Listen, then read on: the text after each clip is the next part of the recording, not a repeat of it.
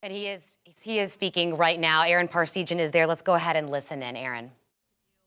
Right. Seeing, that little boy. Yeah. It, it's so many emotions, I guess, Um, I,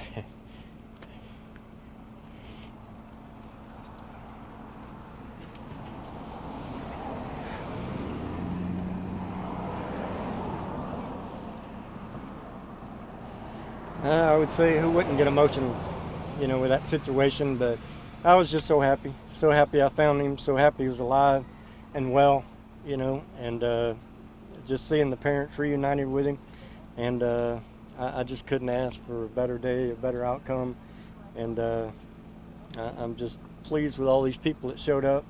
It could have been anybody, just happened to be me. What was the look on his face when he saw you? He seemed, he wasn't smiling, but he was happy. And he put his hands up in the air for me to come get him, So I was calling his name, and I just started saying, "Your mom's coming," because I didn't want to scare him. But that didn't seem to scare him. He was happy when I picked him up. And like I said, I think he was in some briars, so he didn't want to go any further. But he was standing up, and he looked like he'd been hiking for a while, so maybe he'll end up being my hiking buddy when he gets older. As a Yeah. Marine, does it shock you how a 2-year-old could survive out there for 24 hours?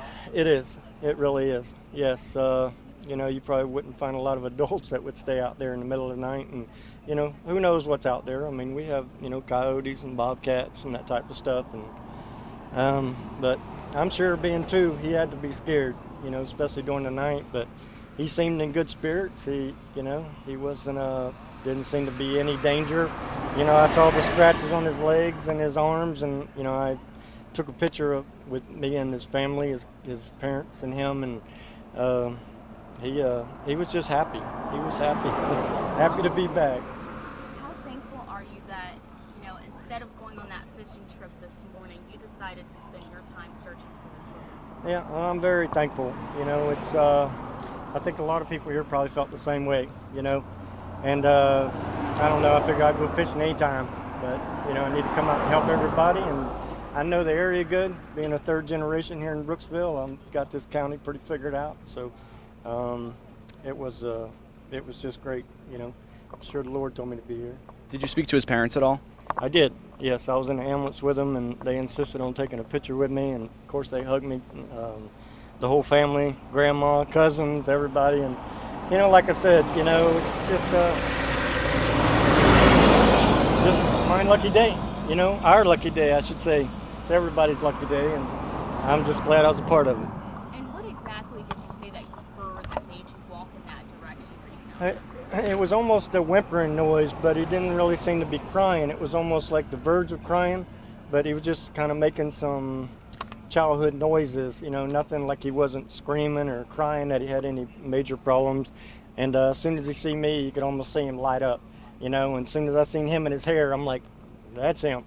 And so of course I jumped on 911, and it was kind of hard because I was trying to, keep him calm, instead of trying to. So another gentleman, I yelled at him and said, "I've got him."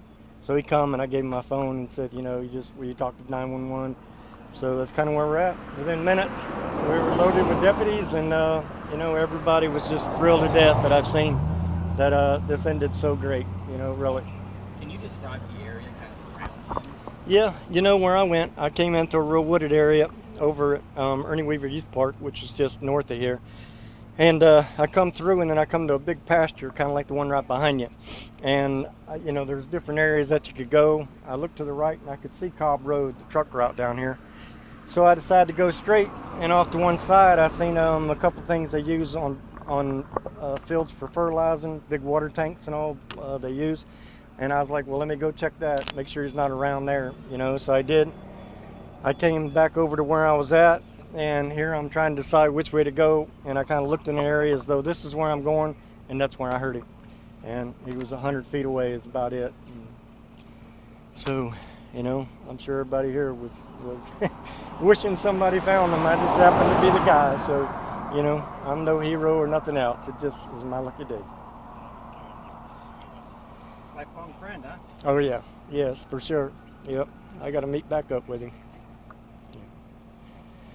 But And hearing right there from Roy Link, a Brooksville man who found 2-year-old JJ Rowland. He is now at his home. He is with his parents. He is safe. You heard from so many saying just scratches, bug bites, but he is otherwise doing well. Roy saying that he was trying to figure out where to go, and just about 100 feet away, heard some noises and then noticed that it was JJ and just scooped him up. We're so glad that he's okay. He said, it is everybody's lucky day, and it truly is everybody in this community's lucky day. We've seen so many people coming out, trying to help this family, trying to find this 2-year-old little boy. And I want to share video with you of that moment of the rescue. There were quite a few volunteers, and you can see right there as we're watching this, of all of the volunteers.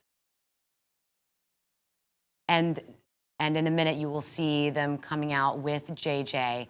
Just give us 1 minute here. But this is, again, just seeing this community.